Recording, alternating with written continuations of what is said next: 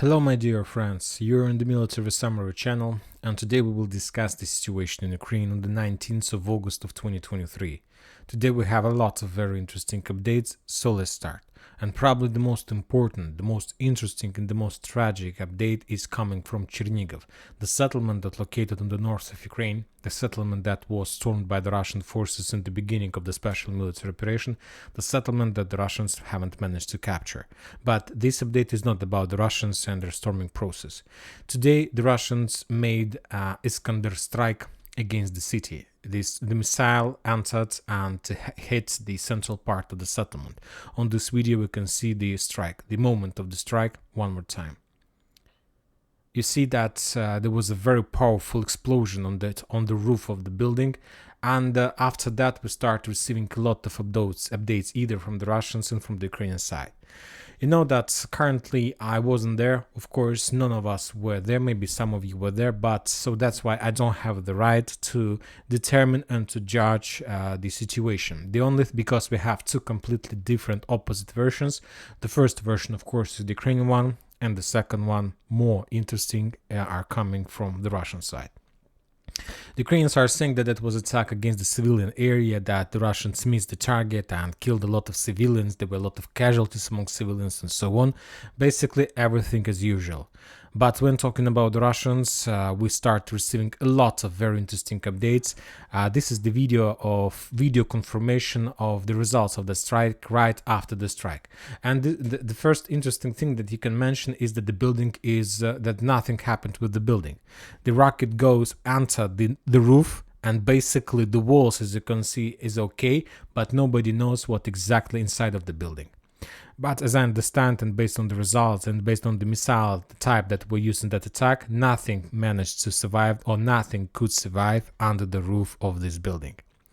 Later we got the first update from the Russian sources, and the Russians started publishing the information from the situation, because the Ukrainians are saying that as a result of that attack a lot of civilians were killed, that the Russians attacked residential area and civilian area, and the Russians of course try to find how to break the situation and how to provide the real information and the real piece of news from this area. And the first thing that the Russians have published, that right few hours before this event, or the legend was that in that building there was something like an event for people, for military, mainly it was a military event, and according to that military event, the military companies, the private companies were trying to show their production, their drone production. So there were a lot of suppliers, lots of vendors, people, private companies who was trying to show people and the interest side about the kind of drones they're able to produce and to sell. So it was like some meeting when the military forces could sign contracts with the private companies to provide and to start building drones. So there was a real military event, but of course that was a military event, and everybody understand that there could be a lot of officers, a lot of people from the military authorities. So that's why the coordinates of this event was provided just before 4 hours before the beginning of this event. So that was some kind of security measurements, security things to reduce the risks of those who will take part in this event. So that was the information. This is the real information, the real link to this situation, to this event that was published in the open source. So basically something military happened in that area. But later, and this event we got somewhere at 1 p.m. of the local time. But at 5 p.m. of the local time, sorry, my bad, at 7 p.m. of the local time, we got another update that as a result of missile strike in Chernihiv, the Russians were using Iskander-K, the latest version of that missile, around 100, there was a losses of around 100 soldiers, 100 people wounded, killed, and so on, including 60 people. 60 people were killed. So 100 total and 60 were killed. Furthermore, the Russian sources are saying that almost every single day since that strike, the NATO aviation is working, trying to evacuate the people from that settlement, from the ruins, to the NATO countries' hospitals to save their lives. Furthermore, the Russians reported that as a result of that strike, around few the most important and higher officers, higher specialists were killed as a result of that strike. And furthermore, around 11 NATO officers were considered as missed. So that was update at 7 p.m. of the local time. And at 8 p.m. of the local time, the Russians provided detailed information regarding that situation. And according to that, that was not just the event of drones or something like this. That was a secret title of this event, but basically there was a real meeting between the Special Forces and Special Security Service of Ukraine and the Special Security Service of Poland and Baltic states. And basically these two special security services of NATO countries in Ukraine were trying to make a protocol, a document, to create a document how they are going to coordinate and control the situation on the border with Belarus, with Russia, on the western part of Ukraine. So that was a very important meeting within the special forces of two, let's say, entities like Ukraine and NATO. And the NATO representatives were from Poland and Baltic states. And the Russians discovered that information, made a massive Iskander strike. As a result of that strike, a lot of people were killed. There are around 75 people heavily wounded. Around 38 soldiers, officers were already found killed. So a lot of officers from NATO countries. So that was a very, very successful attack from the Russian side, and as a result of that attack, a lot of higher ranked officers of NATO were killed. So this is the Russian version. So currently, one more time, we have two versions. According to the Ukrainians, this was just a hit against civilians for some reason. In the central part of Chernihiv, for no reason to attack civilian area during the daylight and so on. This is the version of Ukrainians, and the Russians are saying that there were a meeting between the special forces of Ukraine and special forces and higher officers of special forces of Poland and Baltic states. And as a result of that attack, a lot of officers, NATO officers, were killed. Two versions. It's up to you who to believe and whom not to believe. That was the most important update of today, and the second one is coming from the area of Klishchiivka, of Bakhmut, Artyomovsk, the southern area. The Russians reported, the Ministry of Defense to be more precise, that as a result of fierce fightings on Donetsk front line, the Ukrainians lost 400 soldiers, 16 armored vehicles, including one artillery system. The Russians managed to repel 5 attacks in the vicinity of Andreevka. This is Andreevka, in the vicinity of Nivolskaya, Krasnogorovka, and Veselaya. Basically, during the previous day, the Ukrainians accumulated significant number of their forces in front of Andreevka, somewhere in this area, and after those forces received command, the Ukrainians launched their offensive operation among the fields in the vicinity in direction of that settlement. The Ukrainians was trying to penetrate the fence belt, to capture the southern part of Klishchiivka, to capture Andreevka completely, and to get the railways that connects, let's say, Klishchiivka and Kurdyumovka-Zelenopolye. But when talking about the Russians, the main defense forces that were located in that area during that attack was the Special Unit Akhmat. And we got just one video from this area, two videos from this area. The first one was from Special Unit Akhmat. And basically on this video, we see a massive suicide operation of Ukrainian forces when they were trying to storm this defense belt. The Russians reported, to be more precise, the Special Unit Akhmat reported that as a result of that attack, the Ukrainians lost around 12 armored vehicles, including a lot of Bradleys. The Ukrainians lost 2 tanks, and the Ukrainians lost significant number of infantry and the personnel during that attack. So that attack in direction of Andreevka and Klishchiivka was almost the same attack I'm talking about the level, the quality, the number of forces that were involved, as in direction of Rabotina. Suicide operation with heaviest losses and so on. That attack was repelled. The Ukrainians were forced to step back. Furthermore, the Ukrainians were forced to step back on their side of the canal. On the northern part, we got just one video how the Russians destroyed the Ukrainian armored vehicle that was heading somewhere in the fields in the vicinity on the west of Klishchiivka. Both these videos are geolocated. As a result of strike, as you can see, that armored vehicle was destroyed. Furthermore, those were not the only attacks on the south. the Ukrainians launched another offensive operation almost in the parallel mode on the northern part in direction of Zaliznyanskaya. First, the Ukrainians started artillery preparation, trying to suppress and to pin down the Russian forces in that forest. They were attacking this area with cluster rounds, with artillery rounds, with regular rounds, with all types of weapons they have, with tanks from the hidden positions. We have a lot of videos how the Ukrainians were bombing the forest from all types of weapons using the mortars and so on.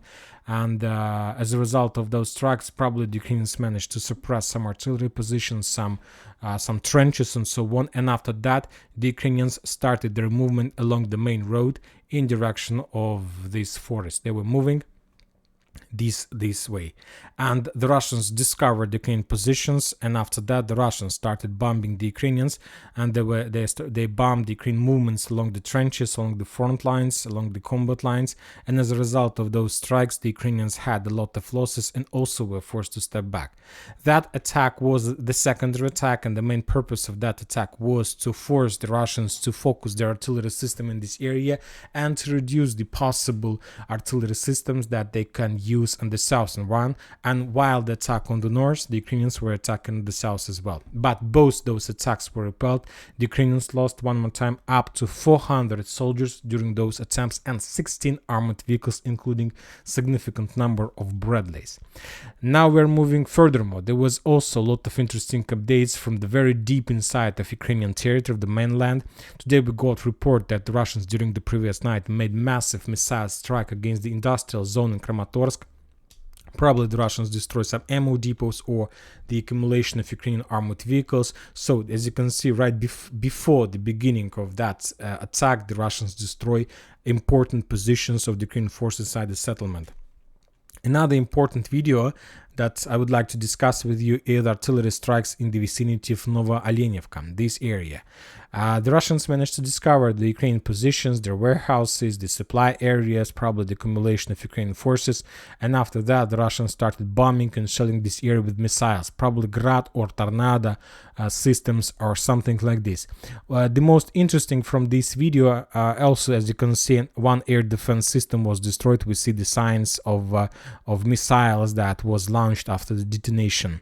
The most interesting part of that video is that the closest is that the distance between, let's say, Novobakhmutovka to this area is around 24 kilometers. So, but we understand that the Russians haven't moved their artillery systems right to the combat line. Probably the Russians were attacking somewhere from the Verkhnytoretskaya or Panteleimonika, so from a very bigger distance. So we see that the Russians have a lot of technologies. The front lines and the combat lines are filled with the weapon that can attack on very long distances. Furthermore, don't forget that this picture was made by the drone, probably by Arlan, who also managed to get deep inside of Ukrainian defense belt of the most overpopulated Ukrainian positions with different types of forces. So something is wrong with the Ukrainian army, obviously, if they allow the Russians to get inside of their main positions so deep. Now we're moving to probably to Zaporozhye, because this is the third important updates are coming from this area. The Ukrainians continue their offensive operation in the northern part of Robotyne. According to information we have, there were at least 4 or 5 waves of reinforcement that Ukrainians were sending to the northern and the northeastern part of the settlement. There were a lot of videos from this area from the Ukrainian side. On this video we can see how the Ukrainian soldiers were standing right in front of somewhere in the area of this of the buildings and the entrance of Robotyne.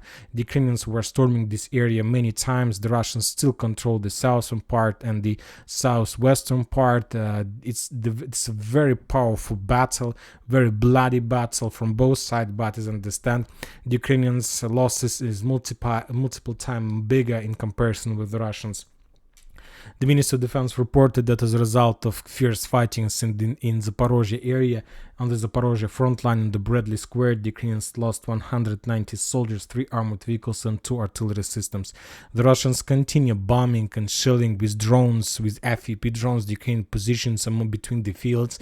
We will not watch these videos because of casualties among the Ukrainian soldiers who were attacked by the drones, and as a result of explosions, a lot of losses of Ukrainian tired soldiers in trenches.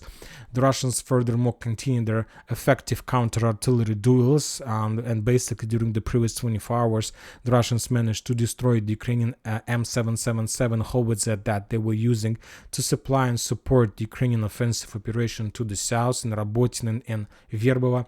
The Russians destroyed the self-propelled howitzer Krab a little bit to the west of the first explosion, also that Ukrainians were using to supply and to support their offensive forces. Furthermore, the Russians reported that as a result of a missile strike, they destroyed the headquarters of the 10th Military Corps that currently involved in the main forces that currently involved in that Rabotina offensive operation. Now we are moving to Vremivka tactical bridgehead. We also had a lot of very interesting updates from this bridgehead. As you can see, there are not so many updates. Basically, the Ukrainians continue controlling the main Russian supply and support roads that goes to Urozhaine, that goes to Zavitna Bazhanya, Staramlinovka. The Ukrainians published the video how they were bombing and shelling the Russian positions along the forest lines and so on. But probably the most important update of today from this bridgehead, we understand that there is a small operational pause in this area. There are 2 important updates. The first one is that the Russians made artillery strike and guided bomb strike against Velika Novoselovka on the southern edge of the settlement. Probably there was some kind of accumulation of Ukrainian forces. That means that Ukrainians have redeployed significant number of forces. And the most important is that, according to the Western deployment map, the Ukrainians have redeployed the forces of the 1st Tank Brigade to the south in direction of Urozhaine. So before, let's say, 19th of August, the Ukrainians were storming these settlements along Mokry Yali River, these settlements like Urozhaine, Staromayorska, Makarovka, Blagodatne. All those settlements were stormed by the force of 35th Marine Brigade, of 37th, of 38th, of 68th Jaeger Brigade, of 31st Brigade, to 36th. So all these mechanized and marine brigades were the main forces who were trying to capture the bridgehead. And now the Ukrainians have moved to the combat line their main tank forces. What does it mean? First of all, 1st Tank Brigade, one of the most powerful, qualified, it's like the number of brigade, it tells a lot about the quality and the quantity and everything about this brigade. What does it mean? Of course, if the Ukrainians are going to use tanks, they're not going to attack along the Mokry Yali River because there are no place where these tanks can feel themselves comfortable. If you attack with tanks, first of all, you need to have a space around tank. So as I understand, by redeployment of the tanks of the 1st Tank Brigade to the combat line, the Ukrainians have completed their regrouping, and within the next few days we're going to see a massive tank battle, massive tank attack of the Ukrainian forces in direction of Priyutina. So they're going to be a broad frontline attack, not just like a small attacks, in direction of Stepova, in direction of course, Staramlinovka, in direction of Zavitna Bazhanya, in direction of Kremenchuk and the road of Kremenchuk, and of course in direction of Novodonetsk. So basically the Ukrainians, using this tank armored fist, will try to, within the next few days before the beginning of the 24th of August, and 24th of August, if you don't know, is the Independence Day of Ukraine. And they need to have a glory, some victory before the beginning of this date, of course, to show something to the Ukrainians. They will try to capture this territory and they will try to attack with the 1st Tank Brigade, of course, with the support of many other forces and so on. Of course, we can say that this line, the Russians can mine this line, that there are a lot of mines and so on. But if you ask my opinion, as I understand, the main Russian positions currently located along this red line that I'm adding to the map. So this is the main Russian positions. So this one. And the Russians started this entire operation for Vremivka tactical bridgehead started before this situation a little bit to the north, and 2 months ago the entire clashes took place on this line.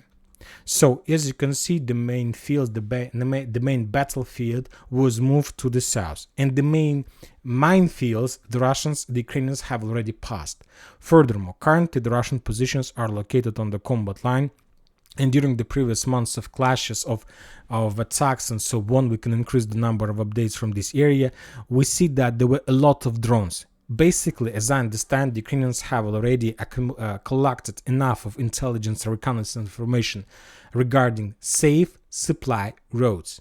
Because if you want to move and to get your supply, manpower, tanks to some positions, let's say in the vicinity of Priutina, you need to use some roads for these purposes.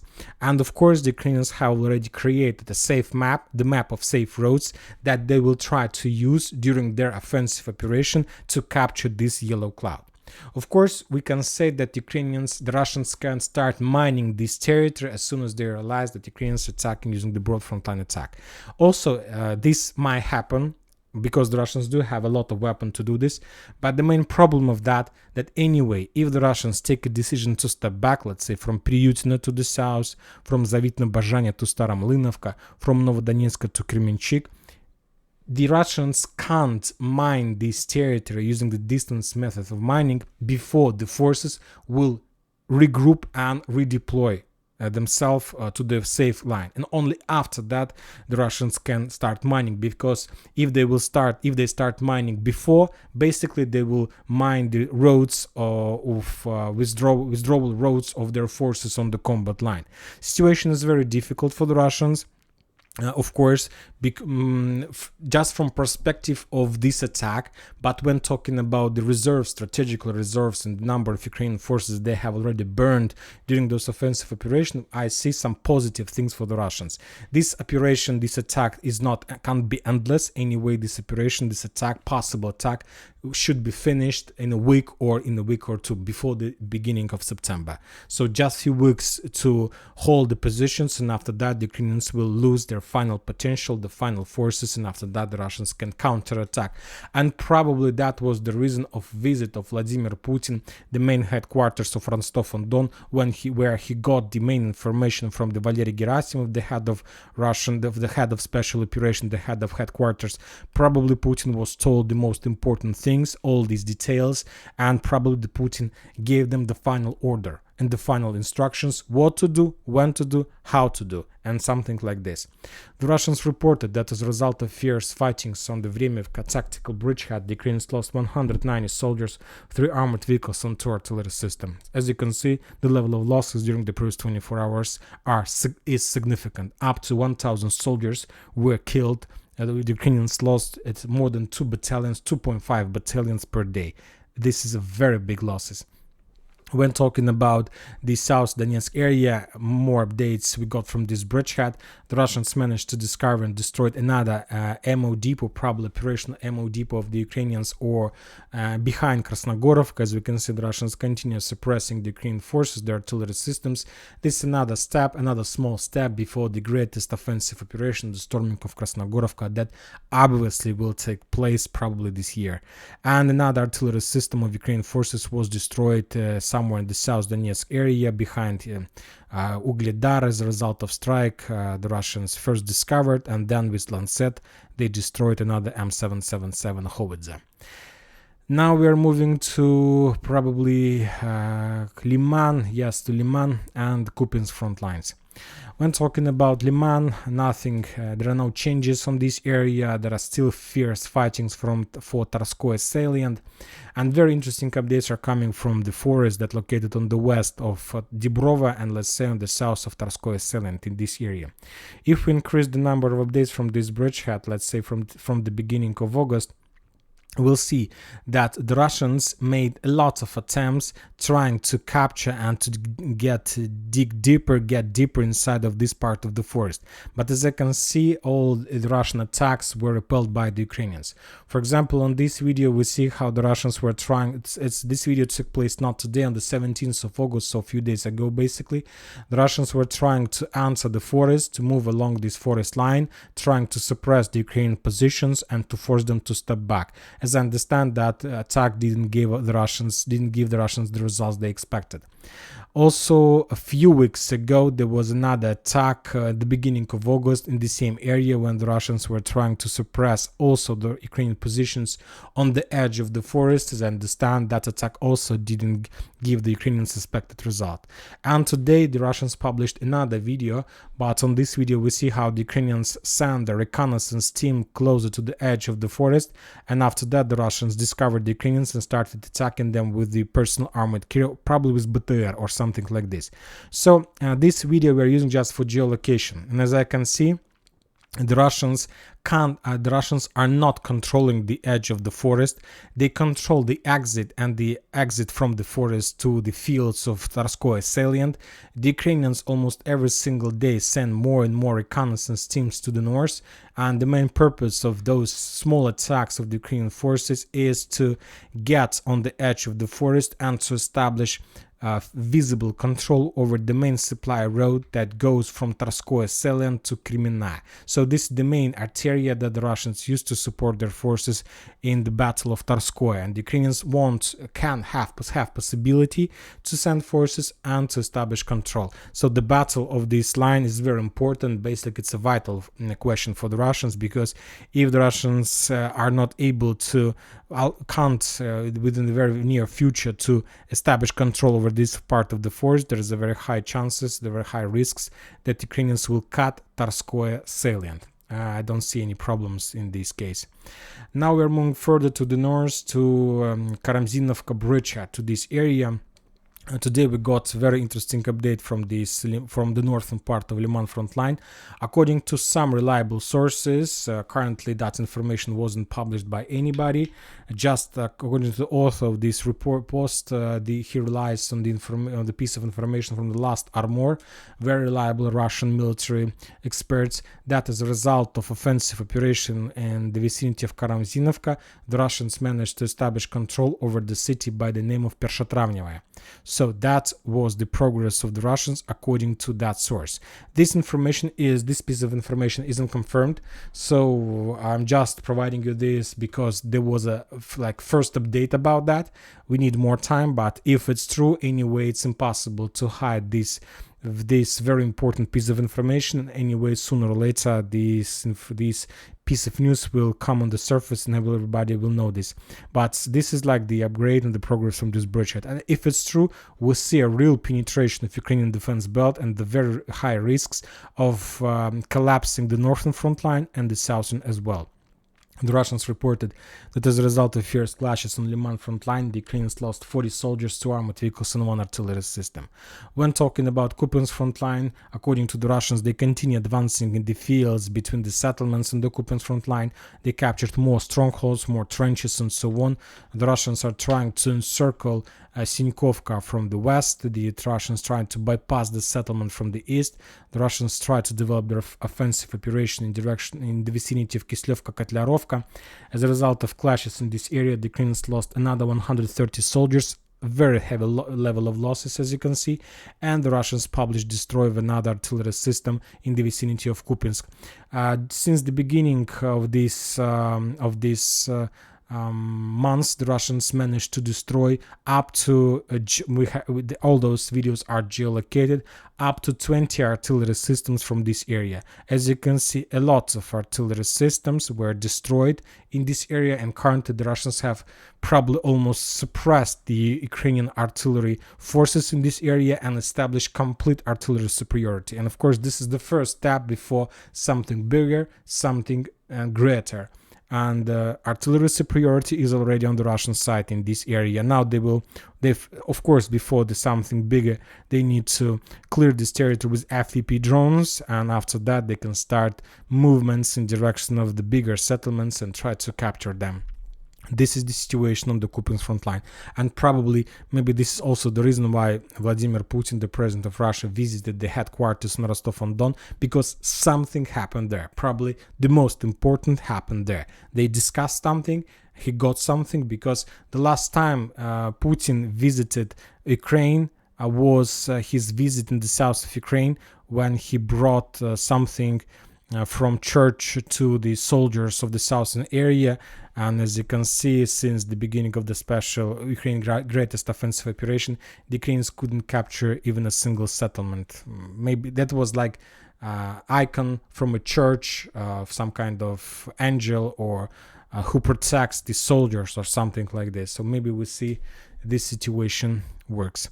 And the final region is the Kherson district. Nothing changes, no changes, just the Ministry of Defense of Russian Federation published the video of control of this area, some clearing operation, some trophies from this area. The Russians established complete control, and the Russians reported that as a result of fierce fightings for the Kazachi Lageria foothold, the Ukrainians involved in that operation up to 150 soldiers, and most of them were or destroyed or killed, and just few of them managed to survive and to evacuate on the Ukrainian bank of the river. And that's it for today. Military Summary channel reminds to condemn any violence in the world. Thank you for watching. Subscribe to my channel, put your likes, join my Patreon, and have a good day. Bye bye.